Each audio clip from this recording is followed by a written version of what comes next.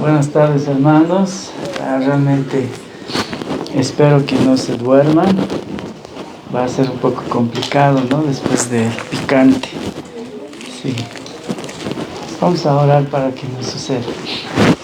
Señor, queremos acercarnos a ti para darte gracias primero porque tú permites que podamos tener estos tiempos, aprovechando el aniversario de la iglesia, Señor. Tener tiempos para refrescar nuestro entendimiento acerca de tu palabra, nuestro entendimiento en esta ocasión acerca de los asuntos de la familia, del noviazgo, de la crianza de hijos, Señor. Sabemos que no hay una receta, Señor, para nada de estas cosas porque son asuntos muy intuito personas, Señor, y son difíciles a veces en algunos casos. No existen parámetros generales para todos, pero por lo menos ayúdanos a enfocarnos en las metas principales que tenemos que tener, Señor, a la hora de criar nuestros hijos, Señor. Señor, es una hora difícil después de haber almorzado y por eso te rogamos también tu asistencia para que nos ayudes a poder estar despiertos mientras escuchamos esta parte de la conferencia o de los talleres de la iglesia, Señor. En el nombre de Jesús. Amén.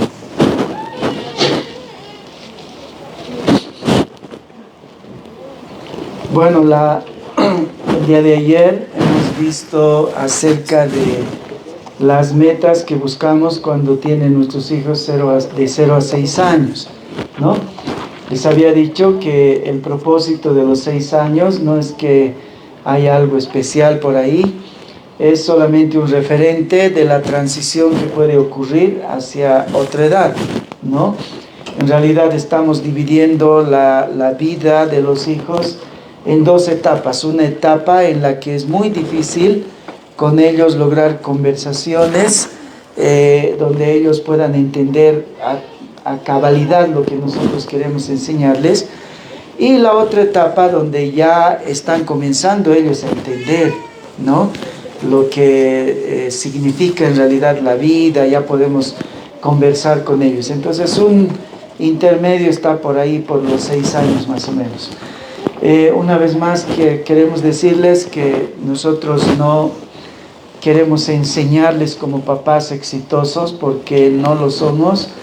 Estamos luchando y bueno, hay algunas cosas que por tal vez haber tenido 3 hijos con tanta distancia hemos aprendido en el camino, ¿no? Hemos tenido cada 10 años una época para recomenzar nuestra paternidad, porque nuestros hijos distan un poquito más de 10 años uno con el otro, ¿no?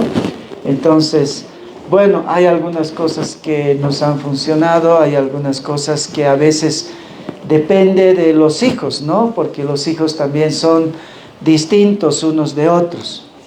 Pero en general hay algunas cosas, algunos referentes que sí podemos considerar, ¿no? Y una de esas es la que hemos visto el día de ayer. De 0 a 6 años, no es que ellos no entienden nada, entienden muchas cosas. Seguramente ustedes han notado que ahora al menos los niños son más perspicaces que antes por todo lo que les toca vivir, ¿no? Los medios especialmente. Pero de todas maneras hay algo que nosotros buscamos cuando tienen de 0 a 6 años más o menos, que es la obediencia, ¿ya? Y hemos dicho que buscamos la obediencia porque Dios, en las prerrogativas que tiene acerca de nosotros, sobre todo es la obediencia, ¿ya? Un día el Señor dice en el Antiguo Testamento que le dice a Israel: obediencia quiero y no sacrificios. O sea, ya el Señor está diciendo, bueno, toda la liturgia, todo ese culto que me hacen no sirve si primero, antes de eso, está la obediencia. Entonces sería muy extraño que nosotros, siendo cristianos, no enseñemos a nuestros hijos a ser obedientes, ¿no? Porque el requerimiento principal de Dios es la obediencia. Entonces, si no les enseñamos desde pequeños la obediencia, cuando sean grandes van a desobedecer a Dios. y esa va a ser nuestra perdición. Y ahí es cuando nosotros como papás vamos a ver con mucha pena que nuestros hijos se pierden. Y cuando somos, créanme, nosotros ya estamos experimentando la paternidad de hijos grandes. No creo que hay nada más doloroso que ver a un hijo que se está yendo al mundo, o que lo hemos perdido, ¿no? O que sabemos que va a ir al infierno. Entonces eso es muy terrible. Cuando somos papás de hijos chiquitos, parece que no importa. Y siempre tenemos la esperanza de que el tiempo va a amasar su carácter. Pero no va a ser así. Si nosotros no les damos pautas de chiquitos, cuando sean grandes, lo que va a suceder es que se va a multiplicar sus errores, sus equivocaciones, su desobediencia. Va a crecer con ellos, ¿no? Y Dios repudia a los que no son obedientes. Nosotros hemos tenido la oportunidad entonces de enseñarles obediencia. Ahora, ¿qué hacemos con los chicos que tienen 6 años para adelante? Y vamos a hablar de eso en realidad, ¿no? No vamos a hablar de todas las formas, de todos los principios, pero sí vamos a hablar de qué cosas buscamos ahora que tienen 6 años hasta la prejuventud o la juventud inclusive, ¿ya? ¿Qué es lo que hacemos nosotros como padres? Les seguimos dando huasca donde venden kimsacharanis. Es interesante que hay kimsacharanis chiquititos, ¿no? Hemos comprado uno para nuestro hijito del medio, pequeñito, así de 0 a 6 meses más o menos, ¿ya? Pero hay más grandes y hay unos gruesos como tubos, ¿no? Y uno se pregunta, ¿para qué edad es eso? Entonces tal vez algunos están pensando, bueno, debe ser para la edad de los prejuveniles, no esos gruesos, eso vamos a comprar. Y no, vamos a cambiar totalmente ahora de perspectiva, ¿ya? Antes de continuar, queremos decirles algo, y voy a pedirle a Becky que nos explique. Probablemente la idea que ayer hemos dado es que castigo siempre es paleta, chicote. No, tiene que haber, porque la Biblia menciona que ese es uno de los castigos. Pero hay otras formas de castigar. En realidad, el castigo físico, con la paleta y el chicotito, es la última instancia, ¿no? Ellos tienen que entender eso. Porque en la adolescencia igual tienen que entender que si ellos siguen tras la desobediencia, hay extremos. La cárcel, por ejemplo, es un extremo, ¿no? Es igual cuando son pequeños, no es que todos los días les vas a dar paleta y chicotito. Ellos tienen que entender que es el extremo. Es como cuando en la escuela te riñe el regente, te riñe la profesora, pero la amenaza es, le voy a decir a la directora, ¿no? Entonces, cuando es con la directora, ya tienen temor. Una semana vivimos esa tensión porque mi hijita tenía que hablar con la directora, pero no sabíamos que era para castigarle o no castigarle, solamente le dijeron el día tal tienes que hablar con la directora, ¿no? Y todos estábamos tensos, o estaba tensa, porque la directora es la última instancia. Entonces es como cuando en la iglesia dice el pastor quiere hablar contigo. Al menos en mi iglesia sucede, y no soy yo un pastor perverso, pero cuando alguien le ha dicho no a los hermanos, el pastor quiere hablar contigo el jueves, no duermen 4 días, ¿no? Y no sé por qué voy a hacer con ellos. Pero es bueno que las personas lleguen a entender que hay grados, ¿no? Y que algún rato vas a llegar a confrontar un extremo en grado superior. La directora del colegio, el papá, ¿no? En algunas casas la mamá lidia, el hermano mayor lidia, pero la mamá al final cuando no puede dice, le voy a decir a tu papá, y ellos dicen, no le digas a mi papá. No, es bueno que tengan un grado así de entendimiento de que hay una autoridad superior, ¿ya? Entonces el chicotito es ese grado superior entre los castigos. Ya tiene que entenderse así, no que todos los días marquen a sus hijitos, ¿no? Entonces, Becky, tal vez quieres decir algo. Solo que la disciplina está, ¿no? de la instrucción que damos a nuestros hijos, no es el todo, por un lado. Y como Edgar ya lo dijo, ¿no? Que el castigo, disciplina, la consecuencia que nosotros le mostramos a nuestro hijo de 0 a 2 puede ser de diferentes formas, ¿sí? No solo la paleta. Y puedes utilizar 3, 4 formas, y no hay una receta para eso, ¿no? Y como hablábamos con algunos hermanos hace un momento, muchas veces depende de conocer a tus hijos también, ¿sí? De investigar cómo son ellos, ¿no? Y bueno, en nuestro caso como familia nosotros asimilamos mucho el castigo con la consecuencia del pecado, ¿no? Y dice la Biblia que la paga del pecado es la muerte, ¿no? Y eso es tan terrible, ¿sí? Entonces, y para quien practica el pecado está la separación de Dios, ¿no? Que es, nosotros lo llamamos, y en la Biblia lo dice, el Hades, el infierno, ¿no? Es un castigo terrible.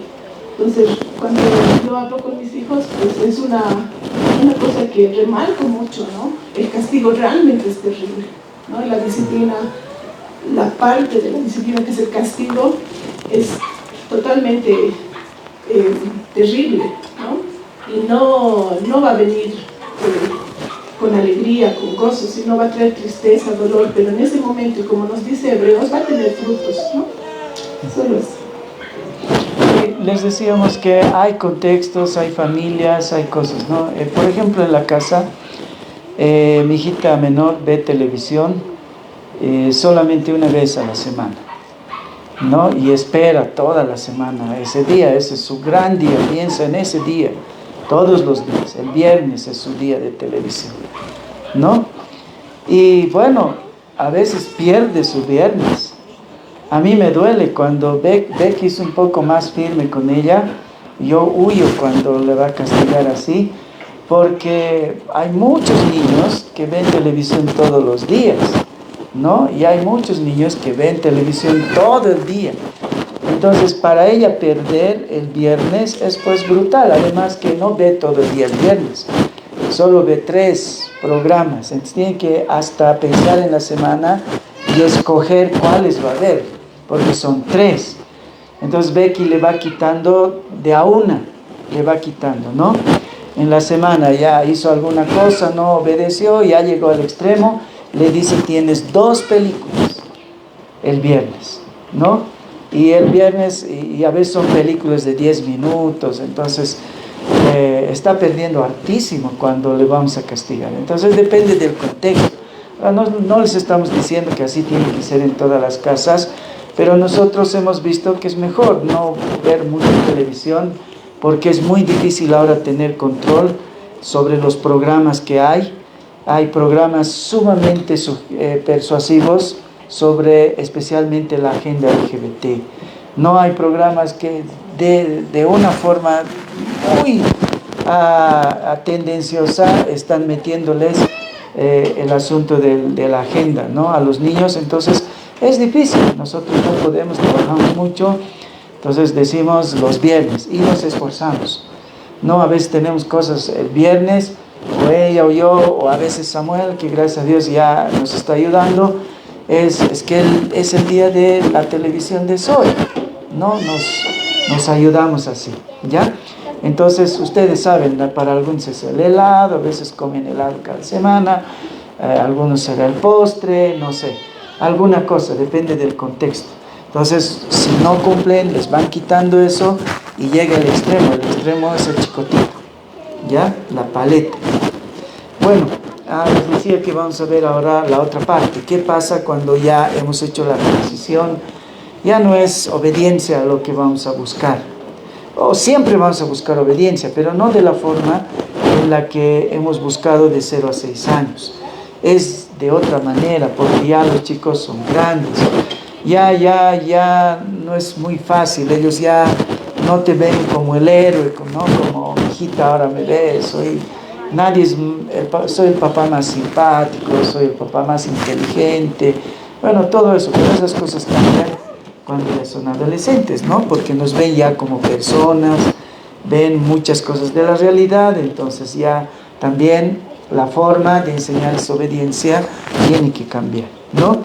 Y una de las cosas que realmente nos gusta mucho, en los 90 apareció esta expresión, tal vez es más antigua, pero la primera vez que yo la escuché fue por un libro que le pidieron a Becky que leyera en un trabajo que tenía ella antes, a finales de los 90, que se llamaba Pastoreando el corazón de sus hijos. Y esta expresión se volvió muy popular entre los cristianos, en realidad. Y es que está también sacada de la palabra de Dios. Entonces vamos a hablar de eso, pastorear el corazón de los hijos, ¿no? De eso es de lo que vamos a hablar. Tenemos que llegar a un punto en el que el autor de Hebreos dice, por ejemplo, en Hebreos 12:9 dice, por otra parte, tuvimos a nuestros padres terrenales que nos disciplinaban y los venerábamos. ¿Ya? O sea, el apóstol, bueno, yo pienso que el apóstol Pablo es el autor de Hebreos, pero no sabemos. El autor a los Hebreos lo que está diciendo es que debemos recibir la disciplina del Señor con gozo. Pero es bien interesante que la analogía que usa para recibir con gozo la disciplina del Señor es la analogía de los papás. O sea, él dice, ¿cómo nuestros papás nos disciplinaban? Y los venerábamos, ¿ya? O sea, los amábamos, dice, ¿cómo nuestros papás nos disciplinaban, nos castigaban, pero nosotros los amábamos? Asimismo, dice, cuando Dios los discipline, amen también a Dios, porque Dios lo está haciendo con un propósito bueno. Al revés, ¿no? Nosotros podríamos utilizar y decir a los papás, a los hijos, obedezcan a sus papás, así como nosotros recibimos la disciplina del Señor y le amamos, pero el Señor lo usa al revés. Él dice, reciban la disciplina del Señor con gozo, como nosotros recibíamos con gozo la disciplina de los papás y los amábamos. Ahora, eso es lo que tiene que pasar. Algunos que han tenido buenos papás, pero les han tenido que castigar, llega ese momento en el que dicen, mi papá era así, era estricto, y dicen, gracias, pero a Dios así era él. Porque mi amigo tenía un papá que no decía nada, entonces él está en un mal lugar por esta situación. ¿Ya? A eso se está refiriendo. Y en realidad eso es lo que nosotros como papás tenemos que lograr. Esa es la meta. Que en algún momento ellos digan, tenían razón. ¿Ya? Y vamos a hablar un poquito más de esto. Yo he puesto una imagen de no sé si han notado, de una chica hipócrita, ¿no? Bueno, si ustedes notan la expresión de ella, y de eso vamos a hablar ahora, porque ese es el peligro grande de 6 años para adelante, la hipocresía, ¿ya? Porque como les decía, ellos ya no son pequeñitos, ya no creen que el burro vuela, ¿no? Que Peter Pan nunca va a envejecer, ya empiezan a razonar, ya saben que Papá Noel no existe, ¿no? Y que tampoco existe la chimenea donde deja los regalos. O sea, hay muchas cosas que saben y ya pueden entender a las personas adultas. Y tienen a veces una capacidad de dar a los papás lo que ellos quieren que les den. Y la expresión de esta imagen resume en una forma eso, ¿no? Los adolescentes muchas veces pueden darnos y hacernos todo lo que nosotros queramos, pero no de corazón. Por eso nosotros, cuando ya tienen más de 6 años, tenemos que empezar a buscar su corazón, a pastorear su corazón, porque por fuera los podemos ver chicos muy lindos, muy honorables, muy respetuosos, muy cariñosos, pero en su corazón pueden estar podridos. Entonces tenemos que hablar de pastorear el corazón de los hijos. En Mateo 15:8 dice la palabra del Señor, este pueblo, dice, Jesús está hablando, ¿no? Este pueblo de labios me honra, mas su corazón está lejos de mí, pues en vano, dice, me honra. Este no es una actitud solamente de los adolescentes, es una actitud de la humanidad cuando ya tiene la capacidad de actuar, así es. Israel estaba pecando así. Y Jesús, porque Jesús está repitiendo unas palabras de Isaías acá, le está diciendo, en otra época la gente, ustedes son como la gente de Isaías. Isaías les había dicho al pueblo, ustedes son unos hipócritas, sacan su sacrificio, traen al altar cosas. Hay en realidad culto, no es que han dejado de ir al culto, pero ¿cuál era el problema y cuál era el desprecio de Dios a su adoración? La lejanía de su corazón. Su corazón está lejos de mí. En el griego el más es una ¿cómo se llama? Un conectivo que se traduce pero, ¿no? Es un adversativo. Entonces dice, este pueblo de labios me honra, pero su corazón, dice, está lejos de mí, ¿no? Muchas veces podemos llegar a ese punto y ser hipócritas, ¿ya? Por eso tenemos que trabajar en el corazón de los hijos, tenemos que pastorear el corazón de los hijos.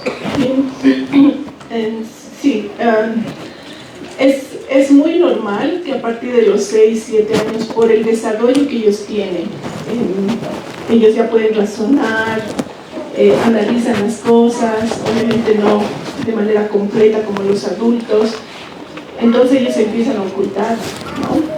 Y quieren ser muy complacientes con los papás, entonces te van a mostrar la actitud que tú esperas tener de ellos, ¿no? Entonces ellos van a saludar cuando tú estés, ellos van a ser amables con sus hermanos cuando tú estés, ¿no? Entonces ahí es donde está enfocando este versículo, ¿no? Van a mostrar muchas actitudes buenas y positivas de manera externa, pero en esta edad la meta no solo es la obediencia, la meta ahora es buscar el corazón. Buscar su corazón. En Proverbios 23, 26 dice la palabra, dame, hijo mío, tu corazón y miren tus ojos por mis caminos, ¿no? Acá está hablando un padre. Dame, hijo mío, dice. ¿Qué le pide un padre a un hijo? ¿Qué le podríamos pedir nosotros? ¿Un regalo a nuestros hijos? ¿Una moto, digamos? No. Hay algo, sin embargo, que los papás queremos por sobre todas las cosas. Y eso es lo que expresa este versículo, ¿no? Dice, dame, hijo mío, dice, tu corazón. Entonces, la búsqueda de nuestra paternidad, cuando los hijos ya han pasado esa edad de ser pequeñitos, es su corazón. Y vamos a hacer todo el esfuerzo para encontrar su corazón. Entonces, la meta ha cambiado. Ya no es como antes, solo la mera obediencia, ¿ya? No es solo la mera obediencia, porque los hijos grandes son capaces de obedecer, pero no de corazón. Esa es la diferencia. Entonces la meta ya va a ser diferente, ¿ya? La meta va a ser ganar su respeto, entendiendo y moldeando su comportamiento, llevándolos a lidiar con temas del corazón. No quiero que les confunda esto. Hoy día al subir, Becky me decía, creo que tenemos que ser más claros con esto, porque, bueno, para mí es bien difícil cambiar el precio, ya es muy complicado, no es como el PowerPoint, ¿no? Entonces, pero Becky me decía, esto puede dar la idea de que todo está concentrado en los papás. No, en realidad la búsqueda nuestra, al final de cuentas, es que ellos amen a Dios. Pero la Biblia dice que hay representantes de Dios en la tierra en ciertas áreas. Por ejemplo, en la iglesia es el pastor, ¿no? En la familia es el padre de familia, el esposo. En la paternidad el representante de Dios es el papá y la mamá, ¿ya? Entonces no quiero, tal vez faltó poner algo más acá, pero quiero que entiendan eso, que si nosotros llegan a respetarnos a nosotros que somos papás cristianos, en última instancia estamos buscando que nuestros hijos respeten a Dios sobre todo. Eso es lo que estamos buscando, ¿no? Entonces la meta ahora va a ser ganar su respeto, porque Dios quiere que el Señor respete, los hijos respeten a sus padres, ¿no? Entendiendo, dice, y moldeando su comportamiento, ¿ya? Ahora esto es interesante porque hay que entender, es bien complicado, va a ser la época en la que más libros van a comprar, va a ser la época en la que más van a visitar a personas que tienen hijos grandes y que sus hijos han sido criados moderadamente y moldeando. No, esta es una palabra muy interesante, Becky les va a hablar un poquito más de eso adelante, pero moldear significa muchas cosas, ¿no? En Navidad nosotros hacemos galletas generalmente con Becky y somos un desastre, ¿no? Pero siempre hay alguien que puede hacer algo especial y eso es lo que significa moldear, ¿no? Su comportamiento, moldeamos su comportamiento.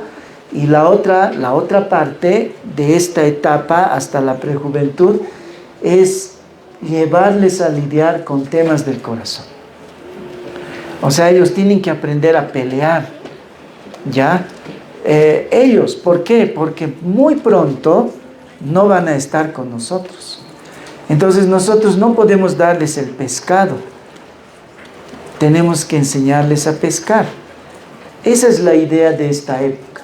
Por eso dice, llevándolos a lidiar con temas del corazón. Es decir, tenemos que entrenarlos de tal manera que cada batalla que venga, ellos van a tener que pelear, ¿no? En la medida que nosotros les hemos enseñado a batallar. Pero el asunto es que debemos enfocarnos en el interior, ¿ya? En lo que está en su corazón. Porque los hijos, ¿no? Van a peor si son cristianos, es más confuso todavía. En el seminario, a veces enseñamos esto, ¿no? Es parte de algunas materias que enseñamos en el seminario. Y algunas veces cuando hablo con los papás me dicen, gracias a Dios mi hijito está bien. ¿Y cómo sabes que tu hijito está bien? Toca en la alabanza, dicen. Ah, ya, está bien, pero ¿qué más? ¿Cómo más sabes que está bien? No, es que toquen la alabanza, dice. Y realmente para mí eso es bien confuso, ¿no? Casi todos quieren tocar la alabanza, desde los más cristianos hasta los más mundanos de los hijos. Creo que, y alguna vez les dije en el seminario, el lugar más peligroso de los hijos cristianos es la alabanza, porque da el aparecer de que realmente están haciendo el ministerio.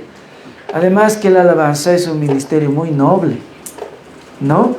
Y bueno, como papás decimos, sí, está tocando, alaba al Señor, pero pueden estar muy lejos, pueden ser morales, ¿no? Algunas veces en los años que hemos estado de iglesia, he lidiado con esas cosas, ¿no? Chicos que tocan en la alabanza, termina la alabanza y luego se van y no escuchan el sermón, ¿no? De tal manera que en nuestra iglesia, por ejemplo, hemos puesto una silla adelante, ya donde los chicos, una vez que tocan, tienen que sentarse ahí. Hay algunos que son casados, entonces van donde su familia, pero los que son solteros, terminan de cantar y tocar, se tienen que sentar adelante, ¿no? Pero aún ahí nos pueden engañar, porque claro, van y no les importa tampoco. Por eso es bien peligroso, ¿no? La moralidad que nos pueden mostrar los hijos cristianos, ¿ya? Es bien peligroso, incluso no quiero decirles solo de papás a hijos, quiero también dirigirme a los hijos, ¿no? Yo escuché de una persona que quiero mucho, una vez ella me dijo, el lugar más peligroso para mí ha sido ser hijo de un cristiano, el hijo de un cristiano bueno, porque pensaba que tenía todo, porque no hablábamos malcriadeces, en la casa estaba prohibido, no escuchábamos música mundana, era música cristiana, ¿no? Todo lo que hacíamos era espiritual. Entonces era confuso. Nosotros mismos podemos confundirnos porque hacemos esas cosas y pensar que somos cristianos. Entonces es bien peligroso. Y a veces por eso descuidamos batallas terribles que pueden tener los hijos, ¿no? Y de eso es de lo que vamos a hablar cuando hablamos de batallar cosas en su corazón, porque tenemos que entrenarles.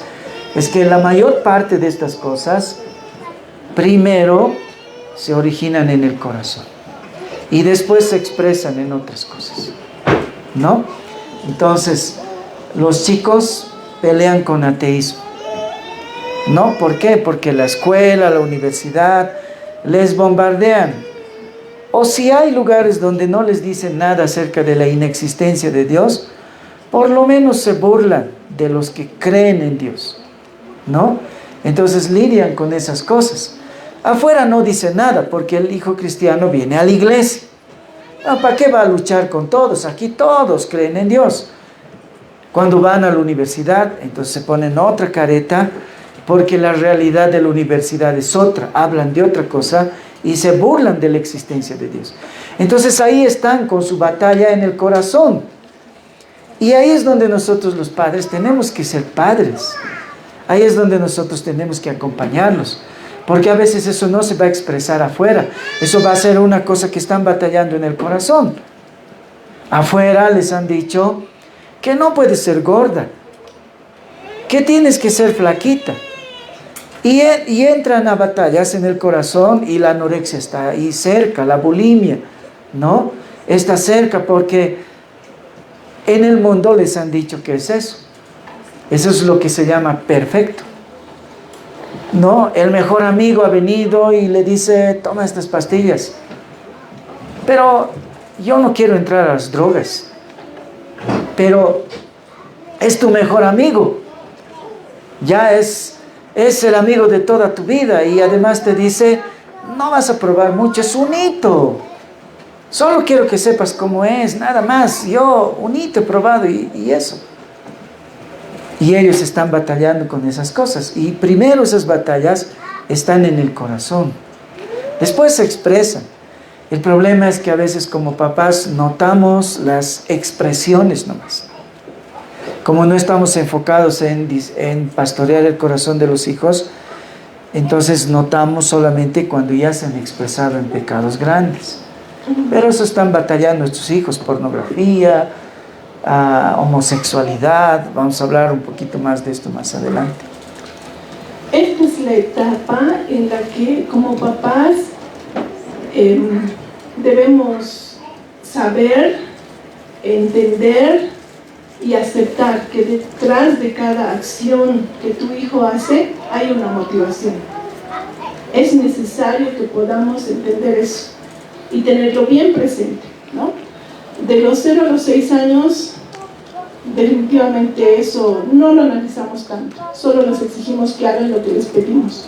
Pero entre los 7, 8, 10, 12, 15 años, tenemos que entender que las acciones de nuestros hijos, lo que ellos hacen, sea bueno o sea malo, tiene una motivación.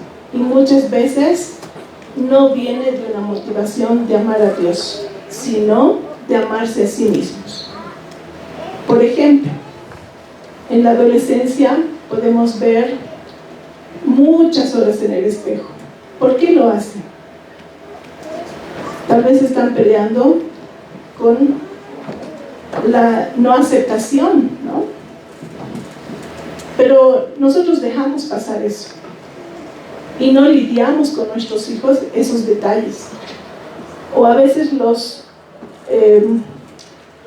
de pronto se retraen, dejan de hablar con personas y nosotros dejamos pasar, porque no es malo, no es alcohólico, no vemos, ¿no?, cosas que realmente de pronto nos preocupa, pero en realidad toda acción tiene una motivación y toda motivación debería estar relacionada con el amor a Dios, ¿sí?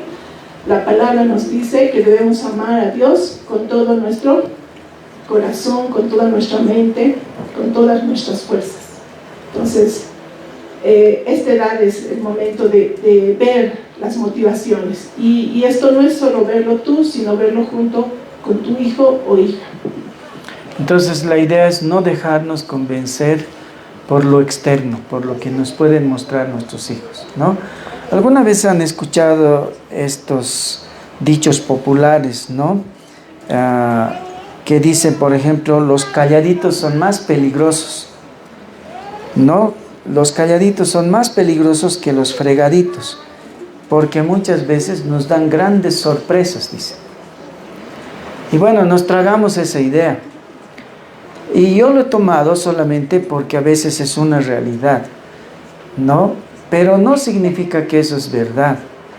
En realidad nos sorprende que los calladitos de pronto aparezcan con algo grave, porque estamos pensando que ser callado significa que estás en paz con todo y que no tienes ningún tipo de batalla.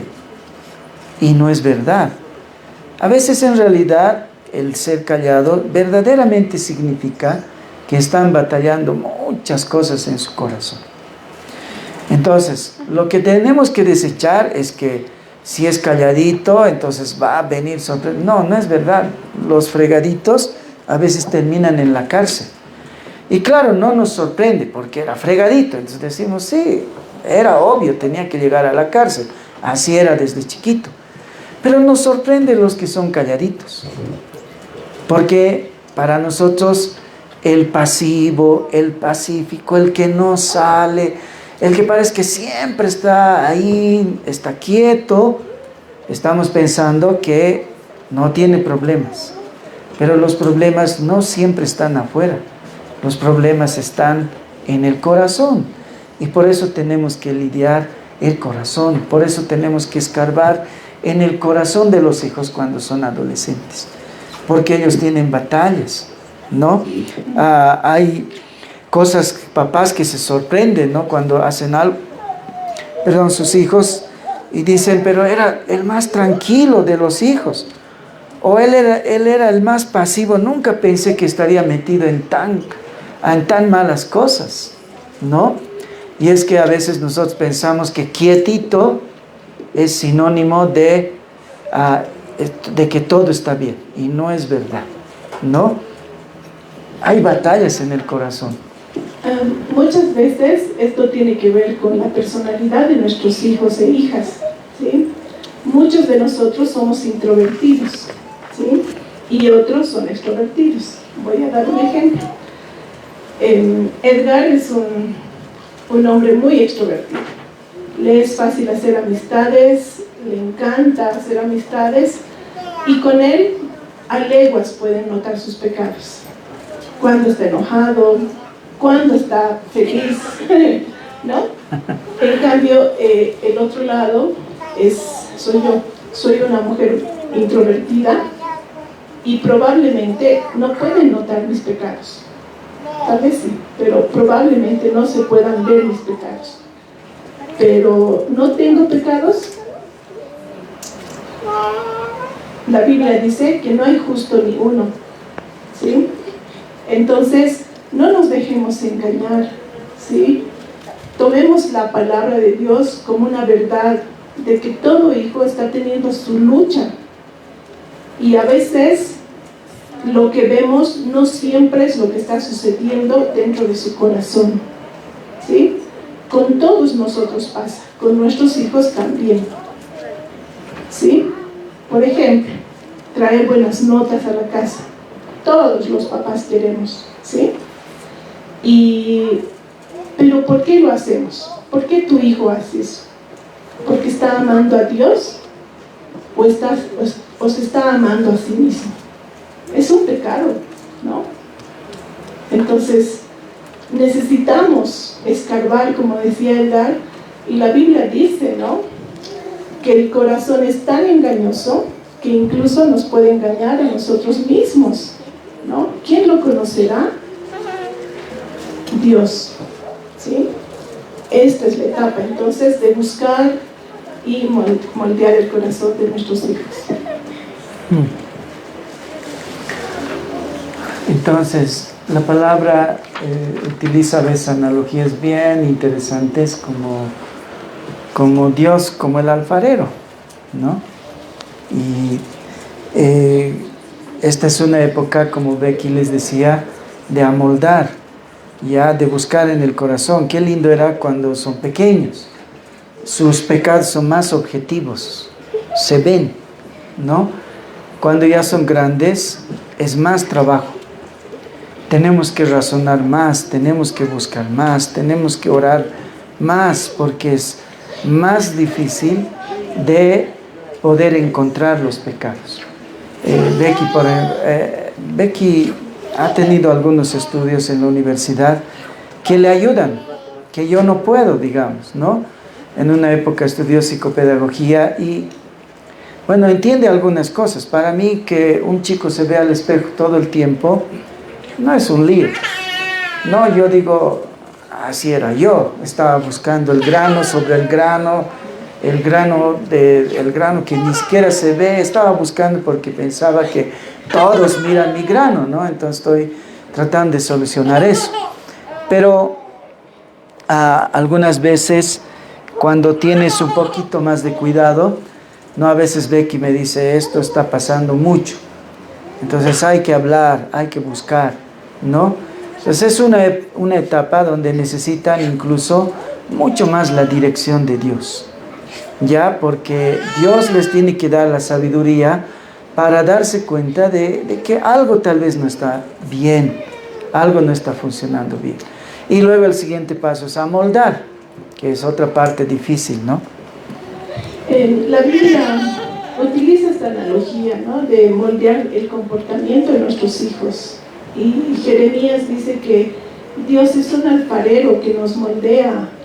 Y cuando pensamos en esto, tenemos que imaginarnos el cuidado que Dios tiene de nosotros al moldear nuestro corazón, nuestro comportamiento, ¿no? Tengo una amiga que, yo no sé mucho de alfarería, pero tengo una amiga que sí practica esto de la alfarería, y las veces que he visitado su taller, la he visto agarrar, ¿no?, la arcilla, y es un juego entre presionar y moldear. Presionar, no mucho, no aplastar, ¿no? Presionar lo suficiente, no bruscamente, para que se moldee, ¿no? Pero también afinar, ¿no?, con el dedo, con algún instrumento, tan suavito, ¿no? Realmente hay que tener toda una técnica para esto. Y este es el ejemplo que tenemos de Dios, que debemos utilizar para nuestros hijos. Muchas veces presionar, y a veces con delicadeza, ¿no?, afinar, ¿no?, donde hay que afinar. Sin lastimar y sin aplastar. Y esa es la parte difícil, ¿no? Presionar, pero no aplastar. Ah, sí. Presionar, pero no aplastar.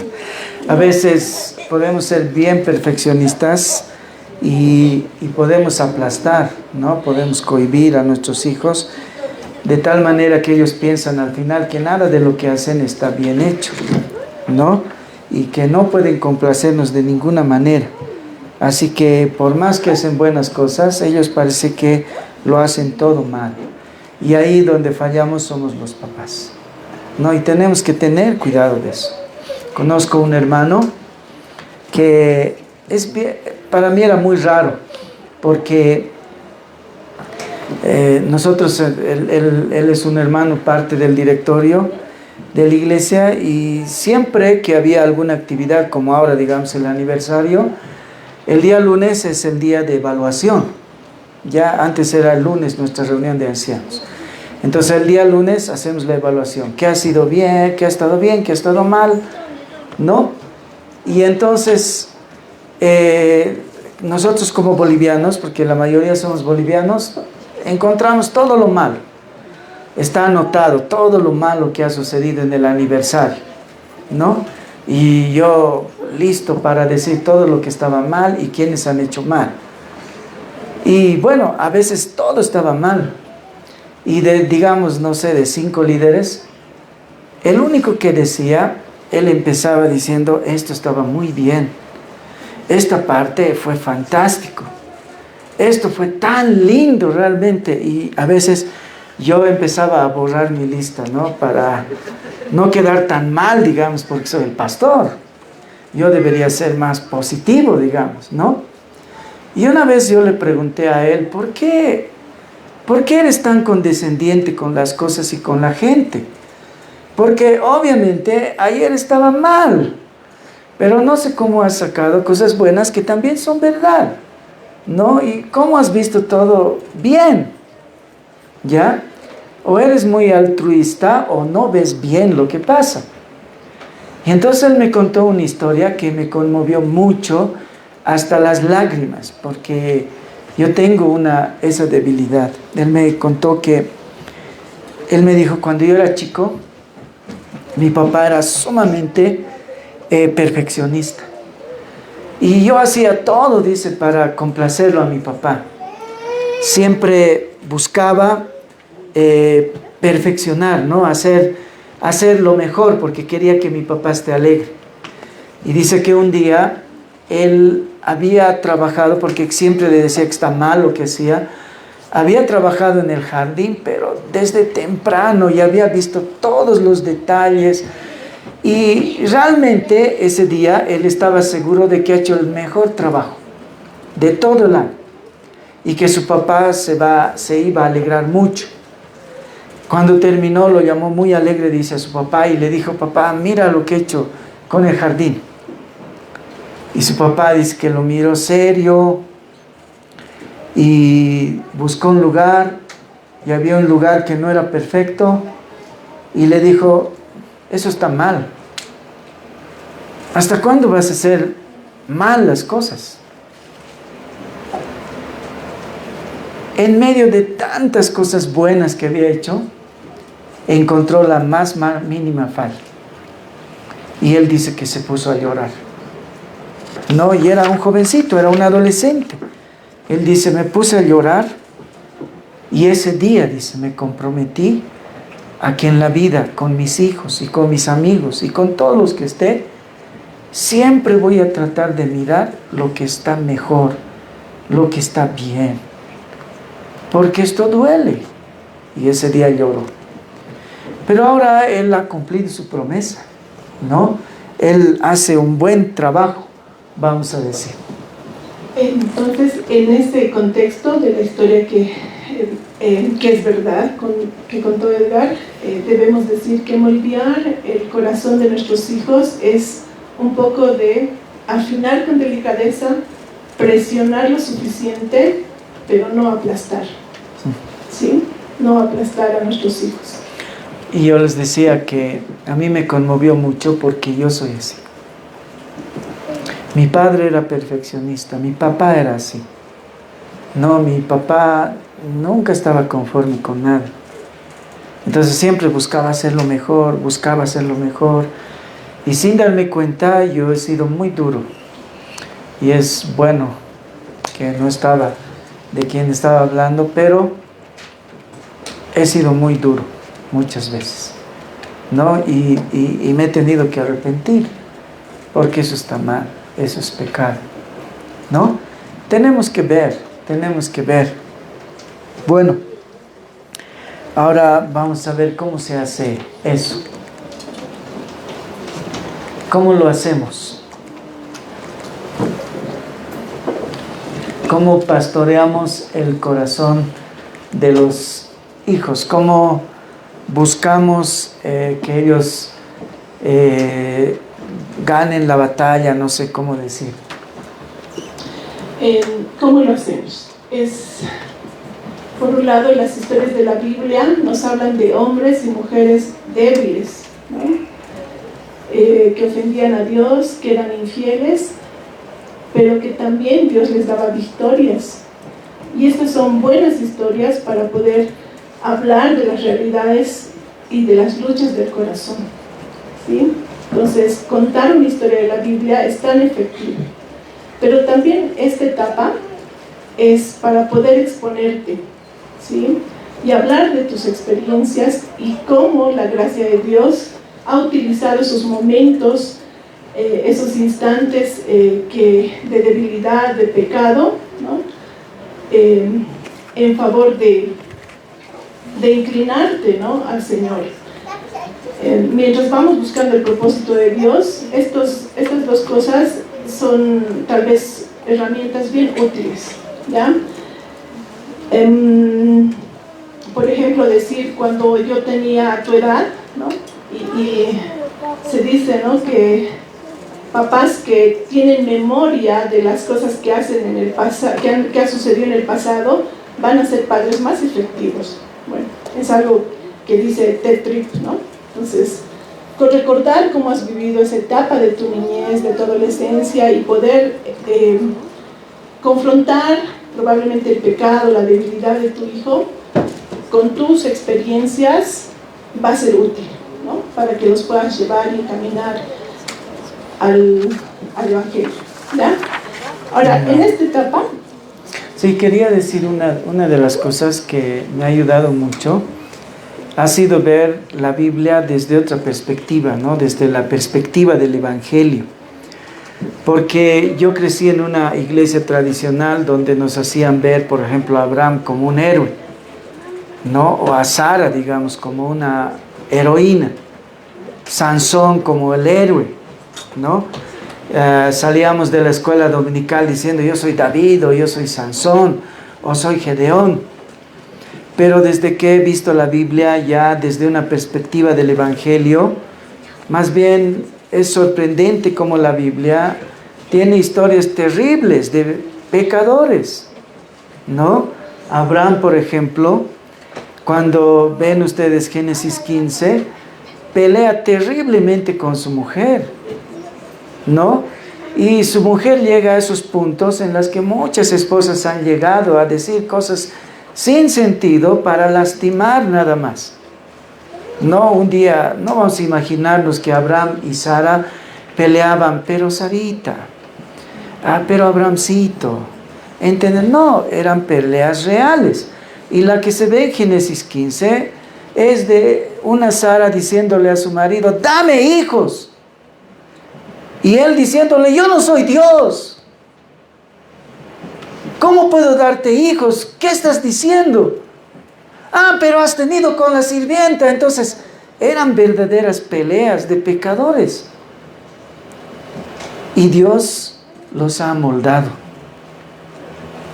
Sara es terrible. Capítulos 14, 15, 16, 17 de Génesis. Sara es terrible. Pero luego en el Nuevo Testamento, el apóstol Pedro dice que las cristianas que son piadosas deben considerarse hijas de Sara, como Sara, dice, ¿no? ¿Por qué?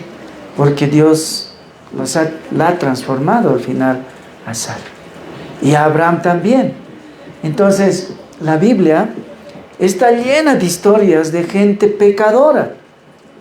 Ahora los héroes ya no son Abraham para mí, ya no es Sara, ya no es David. El héroe es Dios. Dios que puede transformar las vidas de las personas. Bueno, deben conocer una esposa así que dice, no, esta señora, por eso tiene que haber el infierno, por esta señora, porque es terrible. O por este marido, qué terrible este hombre, ¿no? O sea, tiene que haber, Hitler y él tienen que estar en algún lugar, tienen que encontrarse, ¿no? Pero Dios hace el milagro. Dios hace el milagro. Y esa es la esperanza nuestra. Por eso las historias ayudan a los hijos. Las dos cosas que tenemos que hacer, como decía Becky, es eso. Contar nuestros errores, porque nosotros Becky y yo no hemos llegado a este lugar sin equivocarnos. Hemos tropezado hartísimo, nos hemos equivocado hartísimo. Hemos cosechado hartísimo de las equivocaciones. Entonces, cuando nos sentamos con los hijos, bueno, tenemos que hablar de esas cosas y decir, una vez cuando yo seguí el patrón de los amigos, me fue así. Porque en esos días yo no hice caso a mis padres o a mi pastor. Pero la moda era esta, entonces yo seguí eso y nos pasó esto. Y nos equivocamos y esta fue la cosecha. O ver en la Biblia personas reales, no personas que se equivocaron terriblemente. Esas son las cosas que vamos a usar para moldear el corazón de los hijos.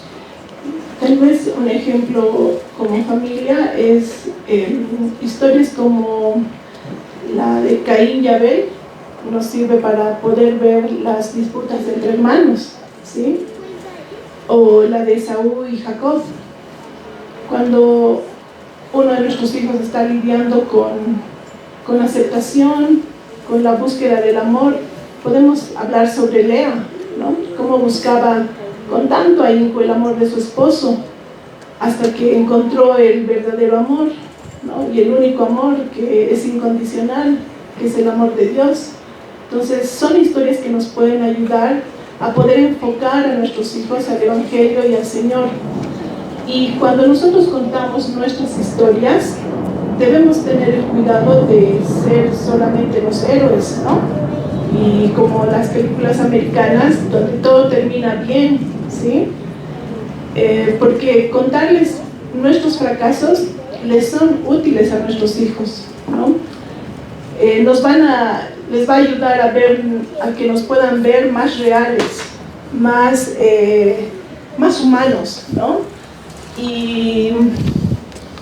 Y también eso va a ayudar a que ellos sepan que nosotros somos imperfectos, que nosotros somos débiles, que al igual que ellos, nosotros también desobedecemos, también fallamos, también fracasamos, pero lo que sí ellos van a poder ver es que tenemos una lucha constante, ¿no?, contra el pecado, y van a poder ver ellos cómo nos estamos aferrando a Dios en ese momento, ¿sí? Una de las cosas lindas del papá de Becky era que nos contaba historias así, donde él no era el héroe, donde Dios era el héroe de su historia. No, muchas veces se sentaba con nosotros y nos contaba: una vez yo hice esto y así, y me equivoqué y fallé.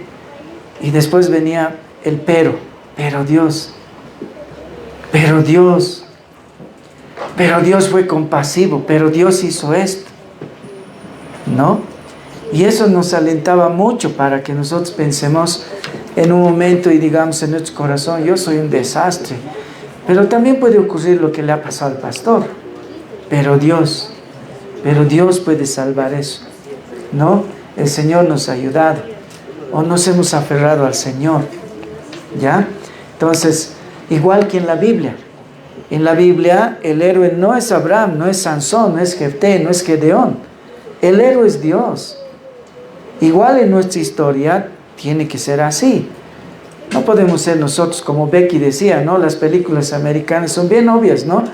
Todo se cae, un edificio se cae, el edificio, fuego se prende, y de pronto la canción especial de la película y sale uno, ¿no?, vivo, en medio de todo. No es la idea.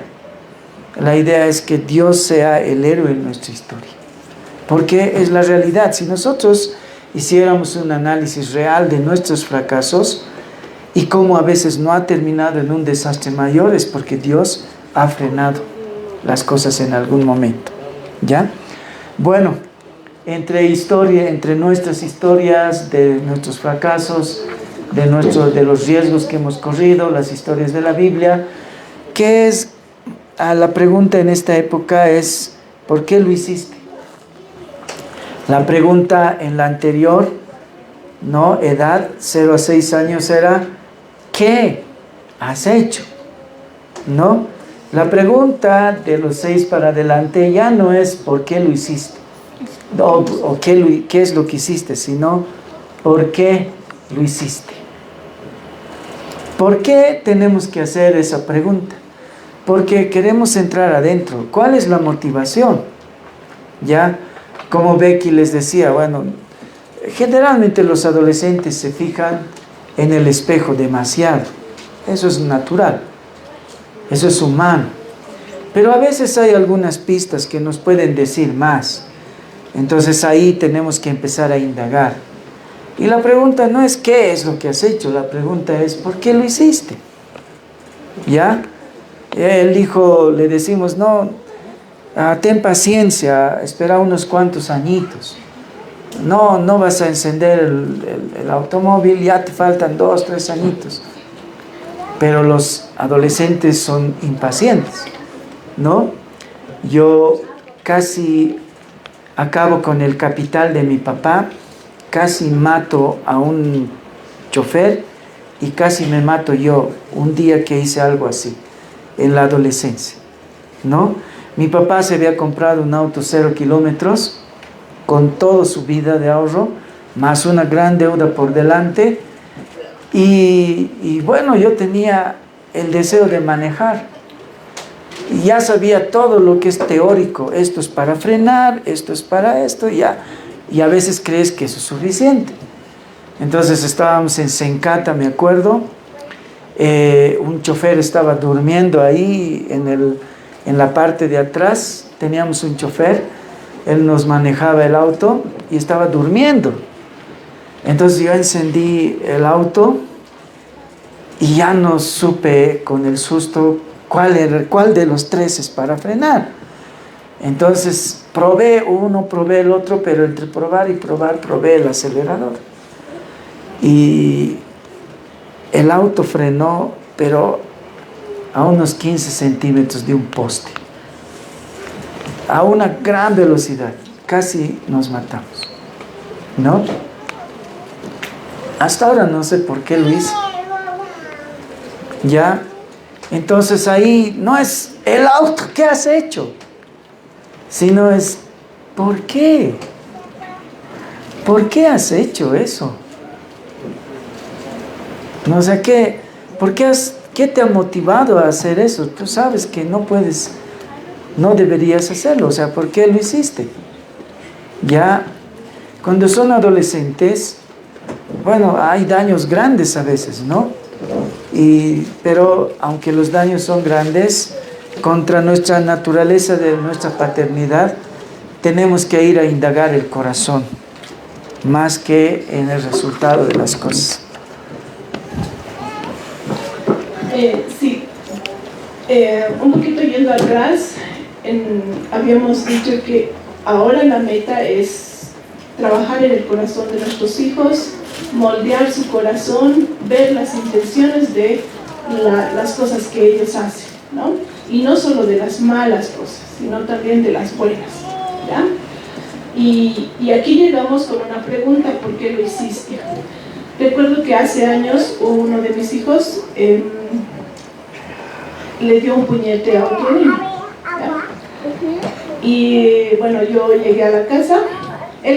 Bueno, en el contexto de esto es que mi hijo era muy, muy tranquilo, muy obediente, lindo hijo. Entonces, y nunca lo había visto pegar a alguien. Y nunca habíamos tenido hasta ese momento historias de que él había golpeado a alguien más. Entonces, en ese contexto yo llegué frustrada, enojada, y lo castigué, ¿no? Y esa fue la última vez que castigué a mi hijo con una paleta. Y después le pregunté por qué lo hiciste, y él me explicó. Me dijo: mamá, es que él me estaba metiendo un palito a mi nariz, ¿no? Ahora, uno podría decir, bueno, había muchas razones para que golpee a este niño, ¿no? Porque, a ver, si alguien te mete una pluma o algo a tu nariz, es pues terrible, ¿no? Molestoso, entonces reaccionas y bueno. No, además que le había dicho no hagas, y seguía metiéndole el palito, y luego no hagas, pero seguía. Entonces fue la reacción después de muchos intentos, digamos. Sí. Entonces, sin embargo, hay un principio en este caso en la casa, que nosotros no lastimamos ni golpeamos ni reaccionamos sin importar la provocación que existe, ¿sí? Entonces, ahí, ¿qué estamos haciendo? No solamente le estamos dando un principio, sino también estamos moldeando su corazón, ¿no? No sé, los que estuvieron ayer, me hubiera gustado que todos estuvieran ayer. Ayer hemos hablado sobre el corazón, ¿no? Y habíamos dicho que la Biblia habla del corazón dándole significado de la mente, los pensamientos, las emociones y también la voluntad. Ahora, cuando hacemos esta pregunta de ¿por qué lo hiciste?, hay una herramienta, ¿no?, que le llaman los niveles del corazón, y podemos hacer preguntas como las que Edgar ha mencionado. ¿Qué estabas pensando? ¿Sí? ¿Qué sentiste en ese momento, ¿no?, para hacer esto? ¿no? Y él puede ir relatando, estaba enojado, estaba pensando en que, no sé, en que quería golpearlo o que era injusto. Y también podemos preguntarle, ¿no? ¿Qué nos dice Dios sobre estas situaciones? ¿Hay una respuesta a esto? Y la Biblia tiene respuestas, ¿no? Entonces, son preguntas que van a ir a nivel del corazón, es decir, a trabajar tu corazón. ¿Por qué lo hiciste? ¿Por qué qué estabas pensando? ¿Qué estabas sintiendo en ese momento? ¿No? Y sí. Bueno, en cuanto a lo que Becky decía, ¿no? Por ejemplo, Proverbios 17:9 dice, en la versión Dios habla hoy es un poco bien clara, dice así: quien pasa por alto la ofensa, crea lazos de amor. Quien insiste en ella, aleja al amigo. También dice Colosenses 3:13, sopórtense unos a otros y perdónense. Si alguno tiene una queja contra otro, así como el Señor los perdonó, perdonen también ustedes. Cuando Becky le dio la palmada a mi hijo, yo estaba muy enojado con Becky. No, porque yo le decía, pero a ver, yo te voy a meter un palito a tu nariz y tú me dices no lo hagas, y te voy a meter a ver si no vas a reaccionar. Yo estaba bien enojado. Pero Becky me habló de otros versículos en ese día y realmente es difícil en ese momento, ¿no? En las películas vemos papás que dicen a su hijito, una vez lo aguantas, dos, y la tercera lo pegas, ¿no? Entonces eso les enseñan a los hijos. Y el principio en la casa era, no pegamos, no importa lo que ha causado eso, no pegamos, ¿no? Y si lo has hecho, de algún lado ha salido. Y eso había que indagar. Y yo estaba como molesto con ella, ¿no? Y hay versículos. Y ese es el asunto de ser cristiano, ¿no? Becky me decía, pero Edgar, la Biblia dice tal cosa, la Biblia dice tal cosa. Y así es. Quien pasa por alto la ofensa, crea lazos de amor, ¿no? Quien insiste en ella, aleja al amigo. Y así hay versículos que pueden ayudarnos, ¿no?, a seguir moldeando el corazón de los hijos. Va a ser bien difícil, honestamente. Es muy difícil criar hijos cristianos, porque a veces luchas contra ti mismo, ¿no? Parece que estás siendo injusto contra ti mismo, pero Dios tiene sabiduría en las cosas que nos ha pedido. Otra de las cosas que debemos considerar cuando ya son grandecitos, ¿no?, es que lo mejor es hablar de estos asuntos en tiempos de paz. No peleen con sus adolescentes. Es muy difícil luchar contra ellos, ¿no? Peor en la pubertad. Si tienen que corregir un conflicto con ellos, les digo que tienen muchas posibilidades de perder.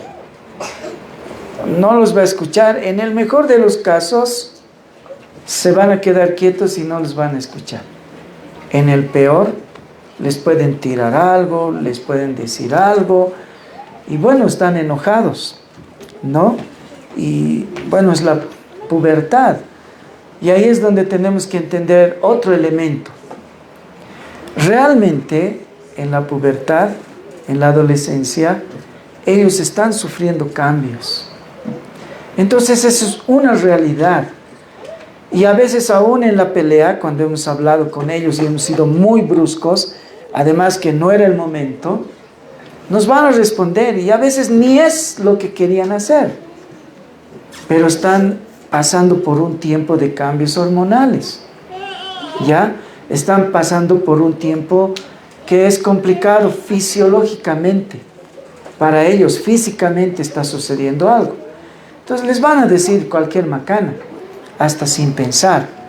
Ahí es donde nosotros tenemos que tener cuidado y mejor hablar en tiempos de paz. Ya, bueno, hay cosas que pasan y gracias a Dios todos tenemos al Espíritu Santo y algunos tenemos una buena esposa. Porque yo a veces quiero arreglar el asunto ese rato. Y Becky siempre es la que me dice, no ahora, papito, no. No es el día, ni la hora, ni el momento. Precisamente antes de venir aquí, yo quería arreglar un asunto. No, y ella me dijo, no ahora. ¿Cuándo? No sé, a la otra semana. Pero cuando estemos en paz. Ya cuando estemos en paz. Con los adolescentes es mejor. Porque van a perder. Los adolescentes están con sed de ganar. Y tú también, cuando estás enojado, estás con sed de ganar. Entonces, con dos que tienen sed, solamente va a haber una gran pelea, ¿no? Porque debemos buscar, como dice Gálatas 6:1, ¿o tú quieres decir eso? Dice Gálatas 6:1, hermanos, si alguno fuera sorprendido, dice, en alguna falta, vosotros que sois espirituales, dice, en ese caso los papás somos los espirituales, restauradle, dice, con espíritu de mansedumbre. Con espíritu de mansedumbre. En paz, cuando ya todo ha pasado. Porque también cuando estamos eufóricos, podemos decir cualquier cosa. Todos amamos a nuestros hijos. Bueno, algunos tal vez tienes que estar muy mal para no amar a tus hijos. Amamos a los hijos. Y a veces en la furia decimos cualquier cosa. Entonces justo no es el momento. Ni para el adolescente, ni para los papás es el momento. Hay que buscar un tiempo de paz. Y mejor si es en un tiempo del altar familiar, ¿no? Este versículo nos insta, ¿no?, a hablar estamos hablando de hermanos espirituales, lo hacemos en la iglesia, ¿no? Y sin embargo, este es un principio también para tu hermano que es tu hijo, ¿sí? Porque recordemos que a esta edad, si bien están a tu cargo, ahora están también en el mismo camino, ¿sí? En el camino de la vida cristiana. Bueno, y quiero dar un ejemplo de esto. Hace un tiempo vimos un padre que, bueno, su hijita tenía que salir creo que ir al cine o al Mega, y vimos que ella salió con ropa, tal vez, con muy poca ropa, ¿sí? Hacia arriba y hacia abajo. Entonces, el papá la vio y probablemente porque nos vio a nosotros o estábamos ahí con él charlando, ¿no? Probablemente por eso, o tal vez porque solo lo hace así. Él dijo, ¿así vas a ir vestida?, ¿no? Y nosotros estuvimos presentes, ¿no?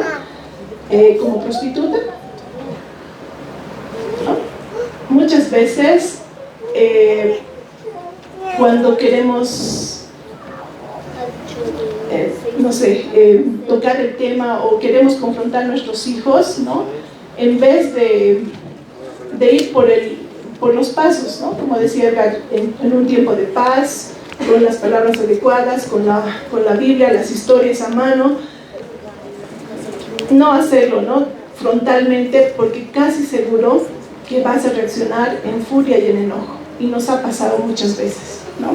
Cuando yo era chico, mi papá, él no estudió, pero tenía mucha sabiduría.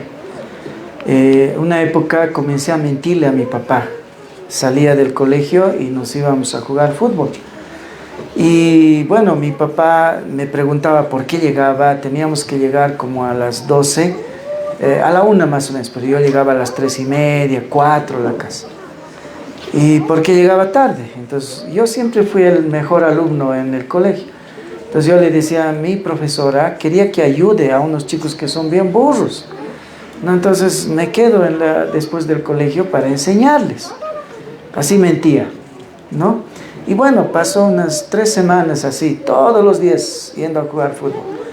Y un día mi papá nos pescó ahí en la cancha jugando, ¿ya? Y bueno, ahí estaban mis amigos y todo. Yo lo vi y quedé congelado. Y mi papá, con toda sabiduría, me dijo, Edgar, me dijo, ¿qué estás haciendo? ¿Vas a venir temprano? Me dice, sonriendo así, los chicos, pucha, qué lindo tu papá, ¿no? No vas a tardar mucho, cuidado que llegues muy tarde, chao, y se fue, ¿ya? Y no, pues yo lo conocía a mi papá, yo no quería llegar ese día a mi casa, Pero mi papá era así, nunca nos avergonzaba delante de las personas, ¿no? Él con mucha sabiduría, así riéndose, y todos mis amigos envidiaron a mi papá, porque yo tenía al otro lado un amigo que su mamá lo pegaba delante de nosotros, lo arrastraba del cabello delante de nosotros, le hablaba de sus calzoncillos delante de nosotros. Era terrible, feo, ¿no? Y bueno, en la adolescencia esta es una de las peores cosas que podemos hacer. Tenemos que tener muchísimo cuidado. Yo ese día llegué a la casa, ¿no? Y como ayer les decía, ese día sí que he bailado la samba canuta, ¿no? Porque realmente mi papá me hizo bailar de uno, del otro pie, así, porque, claro, había mentido por 3 semanas diciendo que estaba enseñando a los chicos burros de mi escuela, ¿no? Pero mi papá nunca nos avergonzó. Entonces tenemos que tener cuidado de eso y siempre hacerlo con sabiduría y entender la adolescencia, ¿no? La adolescencia como tal. Quiero mostrarles 3 imágenes que de alguna manera representa a dónde tenemos que llegar, porque estamos ya casi por terminar, ¿no? Y bueno, el día de ayer vimos como estas 3 imágenes, ya debería haberlo ampliado más. Pero acá lo que vemos es la primera etapa, ¿no? La que vimos ayer, los papás corriendo tras los hijos, ¿ya? O sea, son imágenes que nos muestran cómo tiene que ser la vida al final de la paternidad. Cuando son chiquititos, nosotros estamos corriendo tras de ellos, ¿no? Porque hemos dicho ayer, el trabajo es de nosotros, no es de los hijos. De 0 a 6 años el trabajo es de nosotros, corriendo tras ellos. En la adolescencia es corriendo con ellos.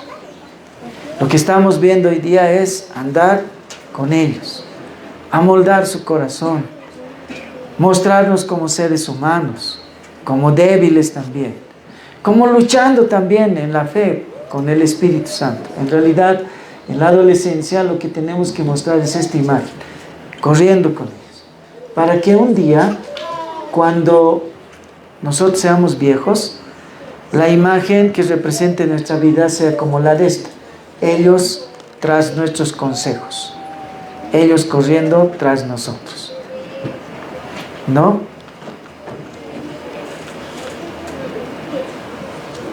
Yo no tenía un papá cristiano.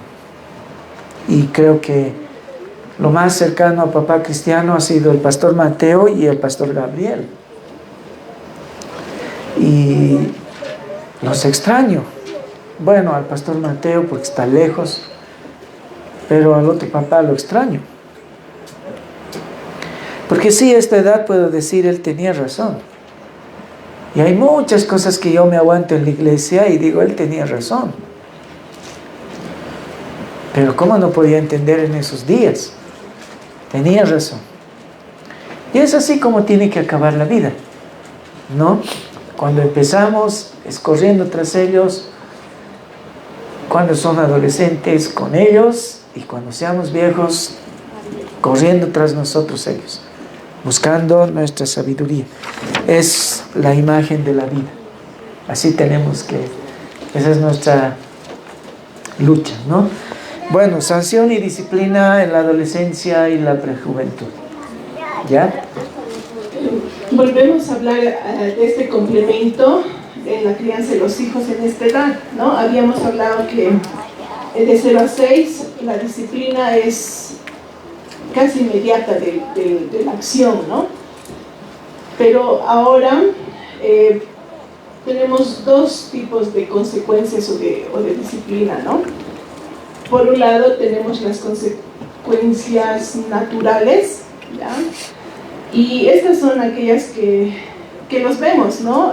Si dijiste a tu hijo, no subas a esa montaña o no subas a ese montón de tierra, nosotros estamos pensando que se va a caer, entonces le decimos, no subas a esa montaña, ¿no? Y bueno, después de unos 5 minutos vemos que se ha caído. Ahora, hay mamás que te dicen, bueno, te dije, ¿no? Y bam, bam, bam, dan una golpiza. No está bien. ¿Por qué? Porque el niño al caerse ya ha recibido la consecuencia y el castigo natural de lo que ha hecho, ¿sí? Recuerdo una vez que un hermano, ¿no? Le dijo a su hijo, no subas al arco el arco de fútbol, ¿no? Que no estaba cementado, ¿no? Entonces el niño estaba balanceándose y el papá mientras charlaba decía, no subas a ese arco. Y entonces el niño se cayó y se rompió la pierna. Y cuando fue al hospital, el médico, siempre por rutina, ¿no? Porque puede ser violencia familiar, etcétera, al niño le preguntaron, ¿qué pasó? Y él dijo, desobedecí a mi papá. No dijo, me rompí la pierna, porque él sabía que ahí estaba la consecuencia y su castigo. Hay castigos naturales que no necesitan ya una reprimenda, un castigo doble, ¿se entiende? ¿Sí? Ya él ha recibido un castigo natural, la pierna rota, no va a poder jugar fútbol y otras cosas. Y en la adolescencia una de las cosas que tenemos que tener cuidado para no airar a los hijos es el tema de respetar las consecuencias naturales, ¿no?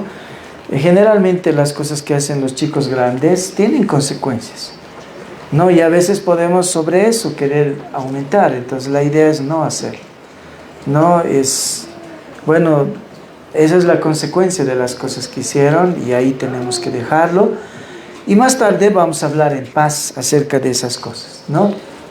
Sin embargo, los castigos o consecuencias naturales que nuestros hijos pueden sufrir en esta edad no nos eximen de la charla que debemos tener con ellos, ¿sí? De esa charla que va hacia el corazón, ¿no? ¿Qué pasó? ¿Por qué lo hiciste? ¿No? ¿Qué estabas pensando? ¿Qué estabas sintiendo? ¿Qué nos dice Dios sobre esto? ¿Sí? ¿Qué puedes hacer de aquí en adelante sobre este asunto? ¿No? Y al final llegamos al Evangelio también, ¿sí? Eso, aunque ha tenido una consecuencia natural, no dejemos al aire eso. ¿Por qué? Porque ha sido una desobediencia, ¿sí? Igual ha sido una desobediencia. Y luego tenemos las consecuencias estructuradas, que son cosas que les vamos a decir a los hijos, pero tienen que ser lógicas, de acuerdo a su edad, ¿no? Y especialmente con los grandes, tenemos que tratar de que tengan relación entre el castigo que les proponemos si es que desobedecen, ¿ya? Nosotros, por ejemplo, tenemos una lucha, ¿no? Con uno de nuestros hijos que le hemos dado un celular. A nuestro hijo mayor le dimos celular cuando salió del colegio. Ese fue nuestro compromiso. No dijimos, no vamos a dar celular hasta que salga del colegio. Cumplimos con el hijo mayor. Bueno, con el otro hijo no, porque en un momento la vida se volvió muy complicada y necesitábamos comunicarnos. Entonces tuvimos que romper la regla, porque también habíamos decidido en un principio darle celular solo cuando termine el colegio. Pero tuvimos que romper. La razón por la que tuvimos que romper era porque necesitábamos comunicarnos. Pero no podíamos comunicarnos. Porque aunque siempre estaba con el celular en la mano, lo llamábamos y no nos contestaba. Lo llamábamos y no nos contestaba. Y estábamos muy enojados, así que un día tuve que hablar con él seriamente y decirle, ¿no? Si no me vuelves a contestar, porque la idea del celular no fue para el Facebook, para nada más que necesitábamos comunicarnos, ¿ya? Porque ahora nuestra vida es complicada. Si no nos vuelves a responder, entonces te vamos a quitar el celular. Ya no puedo decirle, te voy a dar una patada, te voy a castigar con 15 charán, y es grande. Entonces le tuvimos que decir, te vamos a quitar el celular, ¿no? Y bueno, no va a ser para siempre, porque si dicen para siempre, no van a cumplir. Y ahí es donde también vamos a fallar, ¿no? Y entonces a él le dijimos, bueno, te vamos a quitar el celular una semana. Claro, eso es peor que morir, digamos, para un adolescente, ¿no? El celular.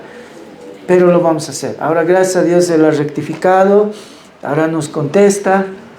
Y bueno, el vínculo, tiene que haber un vínculo entre lo que le estamos pidiendo y el castigo. O sea, imagínense que le digamos, ya, si no nos contestas, ya no vas a ir al cumpleaños de él, o al cumpleaños de tu mejor amigo que tienes que ir, o al campamento. Solo vamos a airarlos. Ya no tiene relación. O sea, lo que tenemos que entender es que los chicos a esa edad ya piensan, ya razonan, y la pregunta sería, bueno, ¿por qué si no le contestó voy a perder el campamento? ¿No? Entonces tenemos que tener harto cuidado, a no ser que en algunos casos tienen algún tipo de relación. La Biblia dice, no airéis a vuestros hijos, ¿ya? Yo creo que este pasaje se refiere más a esta época, porque los pequeños no pueden airarse con nosotros. Los adolescentes sí tienen una tendencia a hacerlo, ya los chiquitos no. Bueno, la meta a esta edad, yo sé que ya están muriendo de calor, antes de que salgan un ratito, aunque sea a respirar afuera. La meta a esta edad no es que realmente caminemos con ellos y que tengamos charlas profundas, reales, antes de que se vayan. Un día mi hijo mayor me dijo que quería hablar. Estaba todavía comenzando la universidad y era joven todavía, ¿no? Y se había enamorado, porque eso es normal, y quería salir con alguien. Entonces la primera cosa que yo le pregunté ¿es cristiana? Y él me dijo, va a la iglesia, pero recién, ¿no? Entonces yo le hablé de lo peligroso que es eso, porque no puedes andar con alguien que recién está instalándose en la iglesia, porque no sabemos si es cristiano o no es cristiano. No, le dije todas las cosas que el Señor dice acerca de eso. Y una de las cosas de las que yo me he sentido muy honrado como papá es que él me escuchó y dejó la relación. Pero fue muy triste para él. Nunca lo he visto tan triste como esa vez. Y muchas veces me preguntaba si hice bien. Y oraba honestamente por esos días, porque decía, Señor, ojalá no lo haya desanimado. Pero me honró al escucharme y al obedecerme, porque terminó inmediatamente. Terminamos la charla, él terminó la relación. Él se va a casar en unos meses y seguro que sabe que la decisión de obedecer fue lo mejor, que va a tener su recompensa. No, pero para mí fue una honra muy grande que él haya venido a mí para hablar de esto. Generalmente los hijos ocultan esto. Es la cosa que más se oculta a los papás, ¿no? Bueno, yo no puedo decir soy el mejor padre. Es más, siempre con Becky le digo, caramba, quisiera que me metieran como en una aguja, una inyección de buena paternidad, ¿no? Vitaminas para la buena paternidad. Soy un padre desastroso, pero doy gracias a Dios de que va en conjunto las cosas. Es la lucha de nosotros buscando la buena paternidad, y es la lucha de los hijos por querer ser también buenos hijos, ¿no? Y respetar a los papás. Un último slide que es necesario. Bien rapidito vamos a ver esto que hemos titulado las batallas cruciales, porque hay batallas cruciales que vamos a confrontar, ¿no? Primero, la batalla por el corazón de los hijos. Algunas cosas que quiero decirles al respecto de esto. Un estudio del 2017 realizado por una organización que se llama Lifeway Research reveló que solamente el 29% de los cristianos nacidos de nuevo afirman que su fe personal desempeña el papel más significativo en su enfoque de la crianza de sus hijos. O sea, ¿qué quiere decir esto? Que decían, esto es una estadística americana, donde el contexto es casi evangélico. Ya incluso ahí, solo 29 de 100 personas creen que su vida cristiana les ayuda, ¿no?, a criar a sus hijos, o usan su fe para criar a sus hijos. En un país donde no hay estadísticas como el nuestro, y en un país donde el cristianismo no es tan extendido como en Estados Unidos, seguro que la situación es peor. La pregunta a ustedes es, ¿cuántos de ustedes realmente usan su vida cristiana para enseñar a sus hijos? ¿No? Los padres cristianos saben que el resto del mundo también está tratando de ganar el corazón de su hijo, por lo que todo lo que hace se centra en este objetivo, que su hijo ame a Dios con todo su corazón, que ponga a Dios en el centro de su ser. Los papás cristianos tenemos que saber esto. Los del mundo no les importa, ¿no? Ayer alguien me contaba de un papá que se enojó porque los tíos estaban disciplinando a los sobrinos, pero el papá no estaba ni tiene mamá. Bueno, ellos no tienen una idea de lo que significa esto, de lo terrible que puede ser. Pero los padres cristianos sabemos que si nosotros no ganamos el corazón de nuestro hijo, el mundo entero quiere ganar el corazón de nuestros hijos. Por eso lo hemos puesto en esto que llamamos la batalla. Hay una batalla por el corazón de nuestros hijos. Es casi un jalonearse por el corazón de nuestros hijos. Nosotros queremos agarrar el corazón de nuestros hijos. El mundo también quiere agarrar el corazón de nuestros hijos. Si nosotros no lo hacemos, el mundo va a agarrar el corazón de nuestros hijos. Esa es la idea de esto. Las cuestiones más profundas son las que ocurren en el corazón.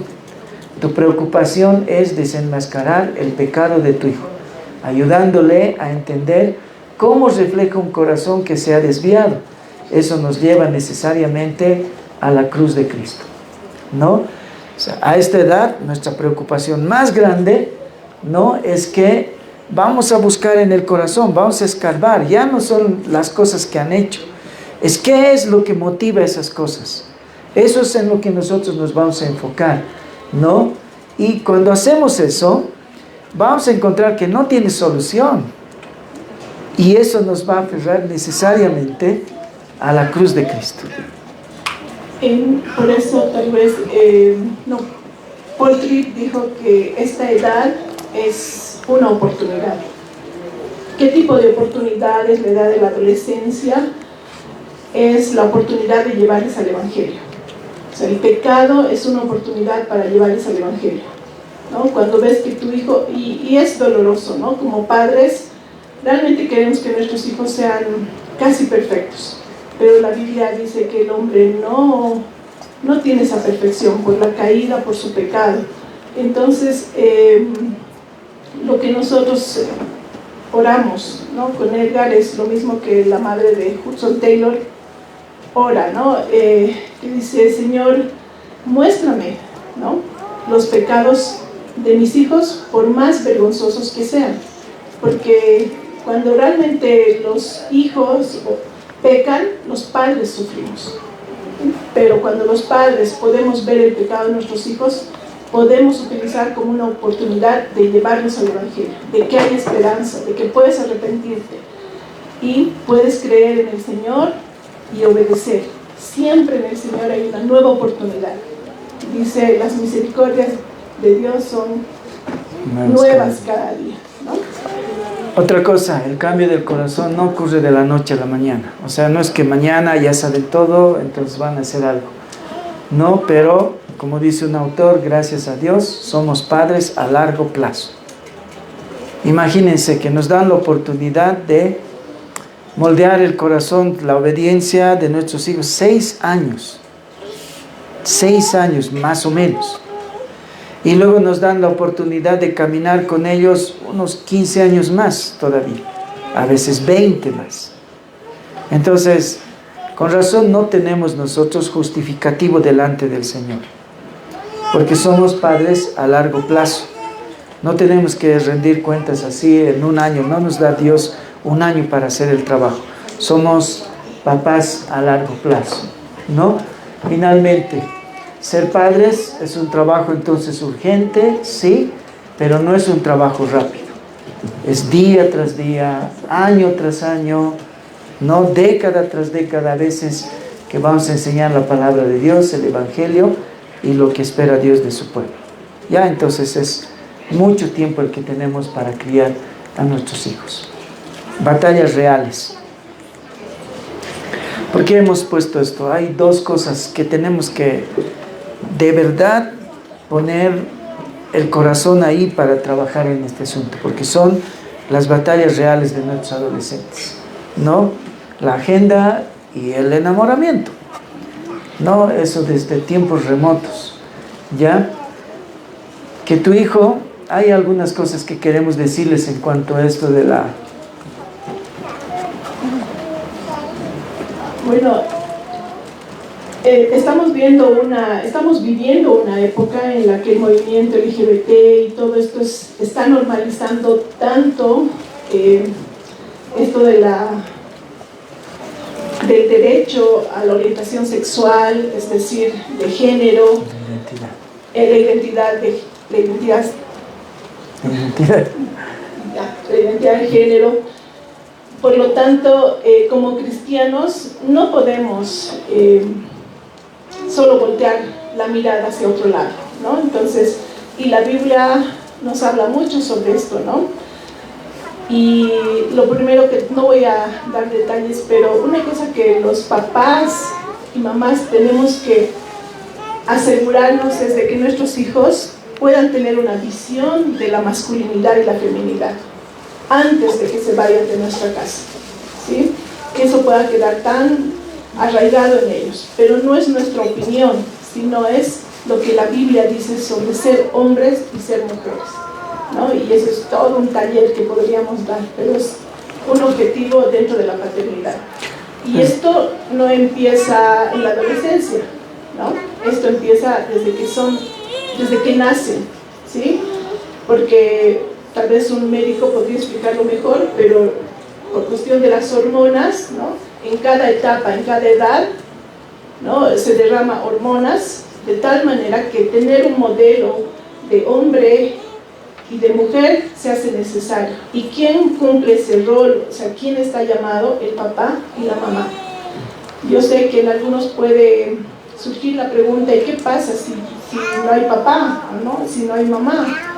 Pues ahí buscamos el apoyo, la ayuda, y la comunidad de la iglesia es un referente, ¿no? Es una ayuda, es un apoyo. Una de las cosas que está pasando ahora es que se está dividiendo mucho el tema de los roles, y en eso de dividir los roles están un poco confundiendo. Y bueno, cuando no hay sabiduría, la división es tal que los chicos crecen con una idea de que no saben qué es realmente masculino y qué realmente es femenino. O sea, ahí nosotros tenemos que tener cuidado. Sé que cualquier mamá cristiana dice, ya pues no puedo cocinar toda la vida, siempre. También tiene que ayudarnos el esposo, pero cuando ustedes ven mujer virtuosa, porque hay mujer virtuosa y hay hombre virtuoso, ¿no? Y no dice en el hombre virtuoso, ¿quién hallará, no? Que temprano cocina la comidita de la casa. No hay, ¿por qué? Y la Biblia no es machista, pero entiende que naturalmente las mujeres tienen una inclinación, un rol, igual que los hombres, ¿no? Los hombres tienen que mostrar una masculinidad muy clara en esta época, nunca como antes, ¿ya? En esta época los hombres tienen que ser realmente hombres para mostrar esa identidad a sus hijos. Y como dice acá, no deben salir nuestros hijos de una casa cristiana con esa dificultad de no saber qué es hombre y qué es ser mujer, ¿no? Debemos luchar, y va a ser la época de leer libros, va a ser la época de buscar consejo, ¿no? Y bueno, muchas cosas. Entonces, dirección. Creo que muchos de nosotros en el primer punto podemos estar claros, ¿no? Sabemos conceptos, versículos, y podemos decir a nuestros hijos esto, podemos pasar información a nuestros hijos. Sin embargo, es necesario que hagamos un proceso direccional sobre su masculinidad. Tal vez Edgar nos va a contar algo, pero por ejemplo, él me decía, ¿no? Por ejemplo, es de hombres, ¿no? Hacer deportes de contacto, ¿no? Cuando hablo de proceso direccional es que tú tengas actividades que afirmen su masculinidad, así como actividades que afirmen su feminidad, ¿no? Hoy, más que nunca, ustedes, este año, los colegios en todo Bolivia están hablando sobre la despatriarcalización y el empoderamiento de las mujeres, ¿no? Y tal vez con conciencia o inconscientemente lo que estamos haciendo es masculinizar. Emascular. Masculinizar. Emascular a los hombrecitos. Es decir, quitarles la masculinidad, pero tal vez la agenda del Estado te puede decir, pero no estamos haciendo nada con los hombres, ¿por qué les vamos a quitar la masculinidad? ¿No? Pero al empoderar a la mujer, ¿no? en varios roles y en varios espacios, lo que están haciendo es quitarles la masculinidad. Esa es la palabra que no puedo pronunciar, pero es quitarles la masculinidad.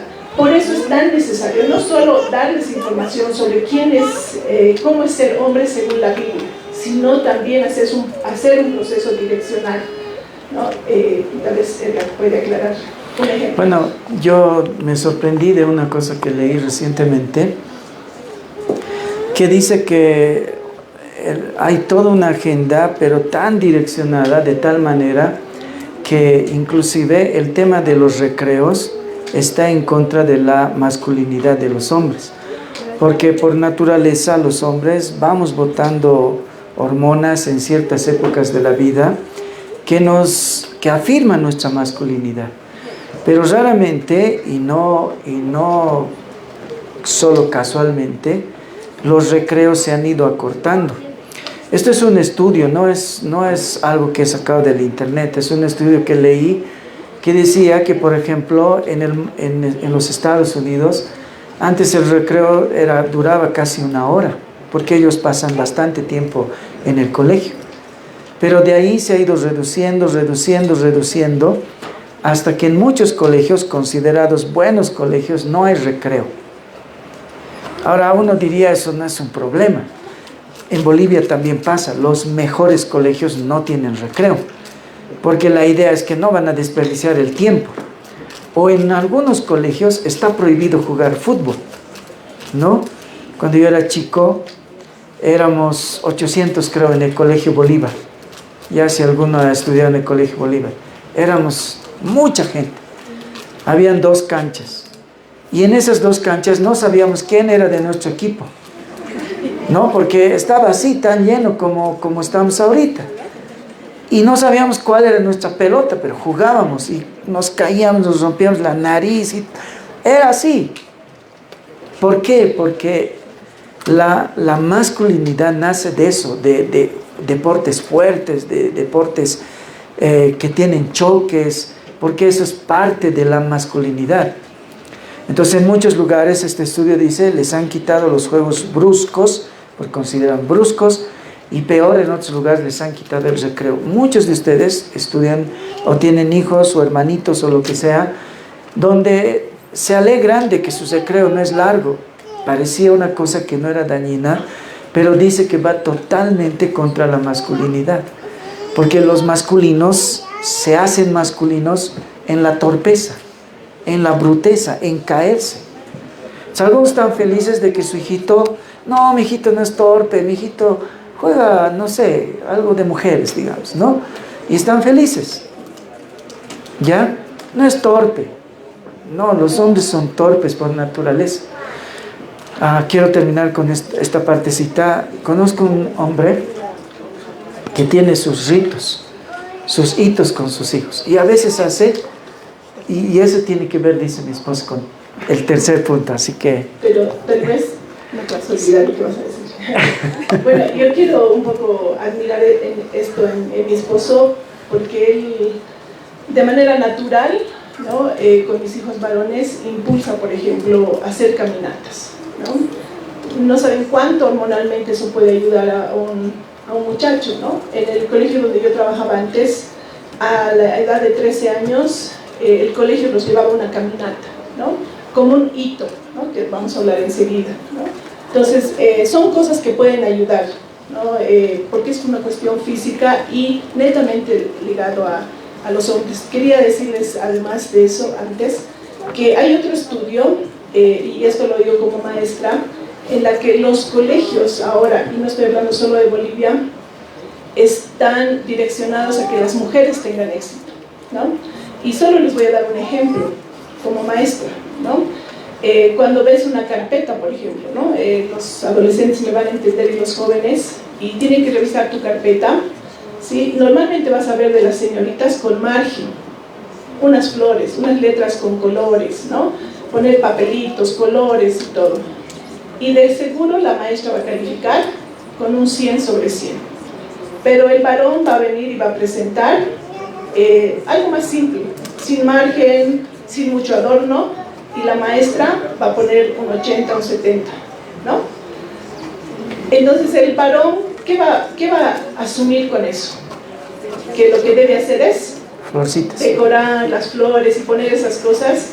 Y entonces, ¿qué está aplastando, qué está quitando el hombre? Su masculinidad, ¿no ve?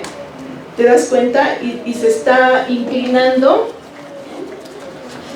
a lo femenino, ¿sí? Porque el decorar es bien propio de las mujeres. Entonces, miren que ese es un pequeño ejemplo, ¿no? Bueno, y podríamos dar muchos otros. Algún rato vamos a hablar de esto, es muy largo. Edwin nos va a odiar, ayer le quitamos ya su hora.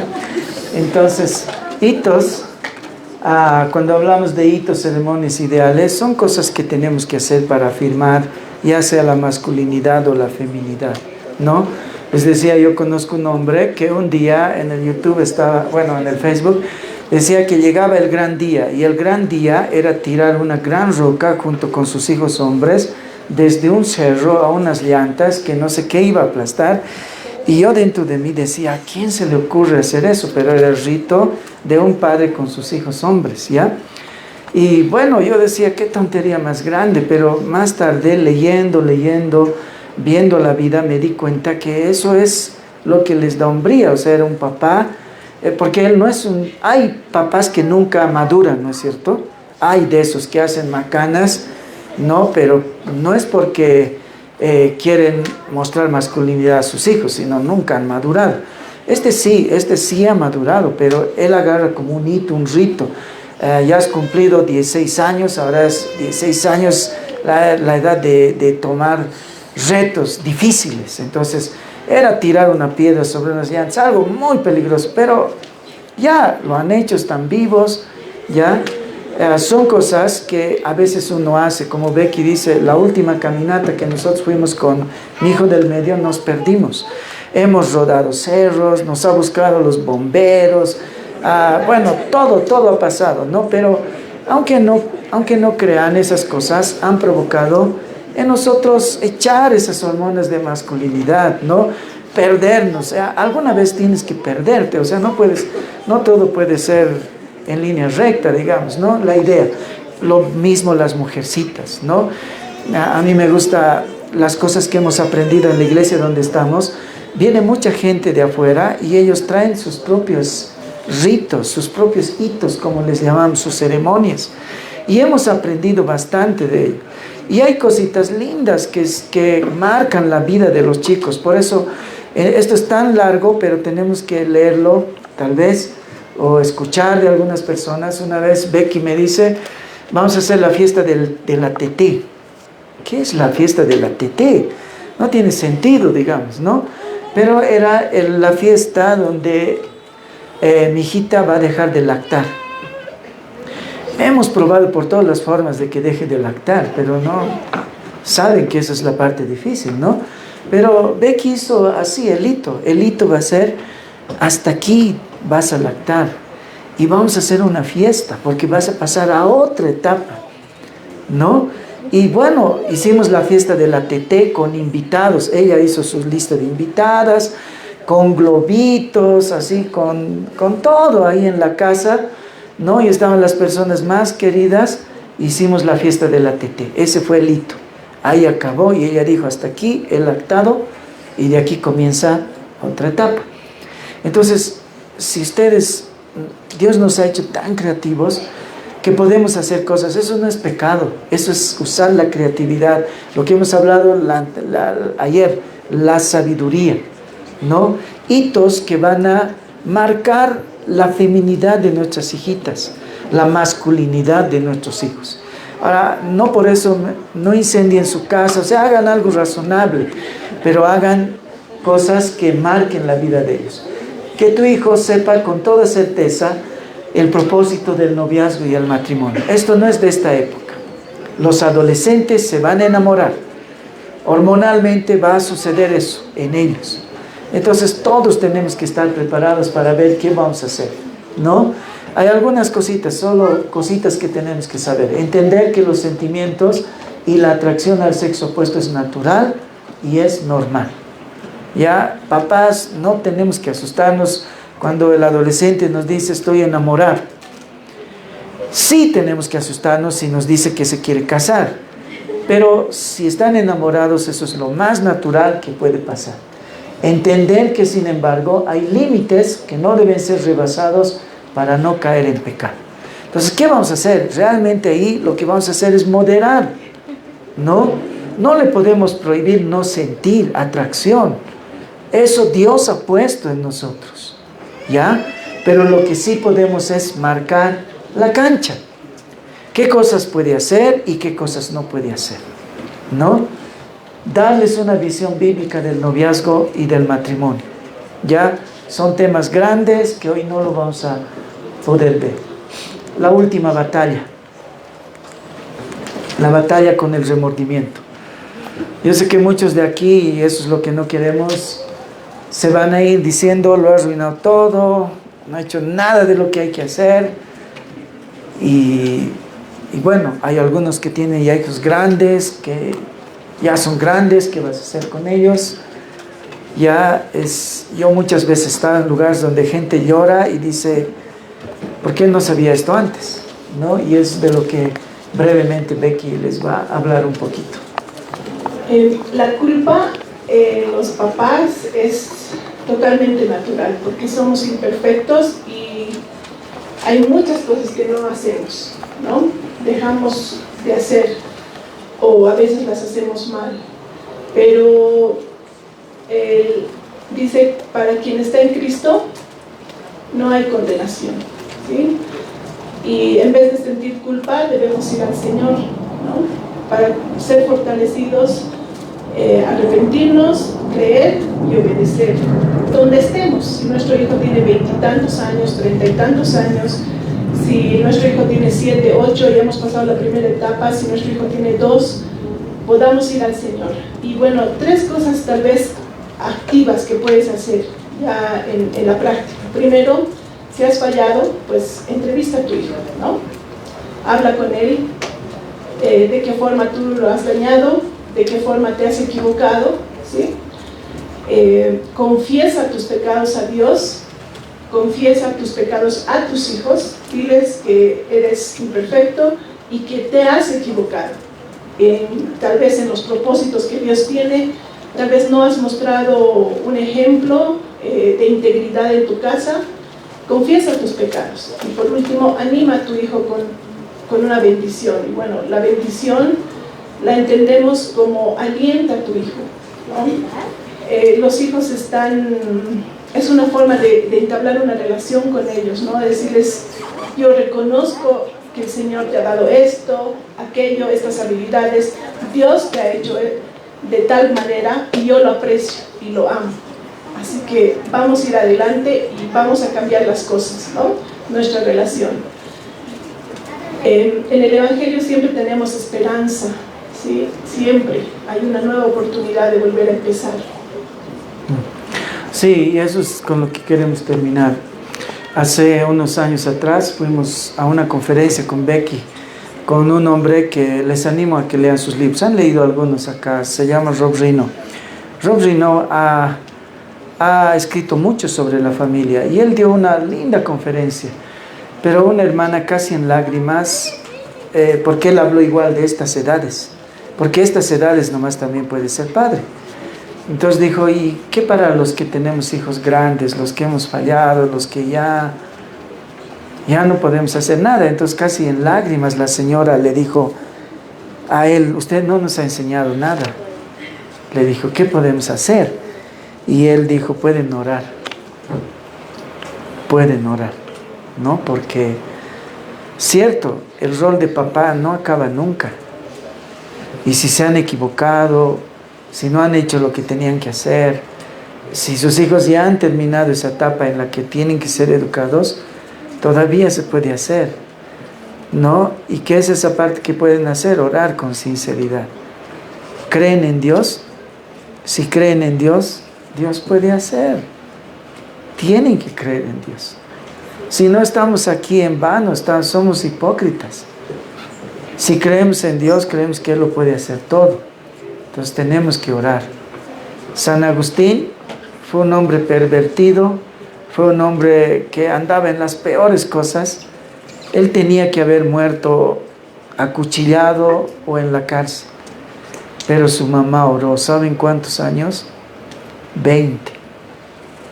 20 años oró. Su hijo ya era adulto.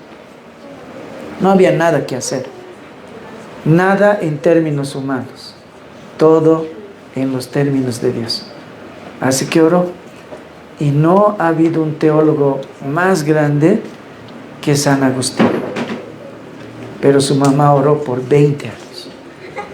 Tienes un hermano alcohólico, tienes un hermano drogadicto, tienes un hijo drogadicto, un hijo alcohólico, tienes un papá que, no sé, no te muestra realmente la identidad masculina. El mundo, vivimos en un mundo caído, en un mundo de pecado. Todo tiene que fallar aquí. Pero todavía hay esperanza. Dios puede hacer lo que nosotros no podemos hacer. Pero tenemos que ser intencionales. Tenemos que orar. Dios puede donde no podemos nosotros. Vamos a orar. Señor, queremos darte gracias por este tiempo, esta oportunidad. En el nombre de Jesús, te rogamos que realmente tú nos ayudes a entender nuestro rol como papás. Bueno, acá hay más jóvenes que papás y yo te pido por ellos para que siembres esta semilla en sus corazones y cuando a ellos les toque ser papás, realmente recuerden que el propósito final de nuestra paternidad es hacer que nuestros hijos glorifiquen tu nombre y disfruten de ti para siempre. En el nombre de Jesús, amén.